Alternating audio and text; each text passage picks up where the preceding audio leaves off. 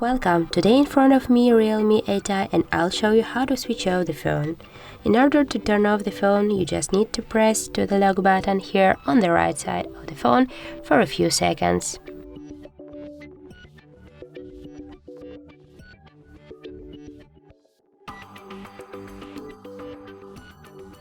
Okay, and now you just see the power off icon. Just tap on that one more time. And now wait a few seconds. As you can see, the screen is dark, so that means that the phone is turned off. That's how it looks. If you find this video helpful, leave a like, comment and subscribe our channel.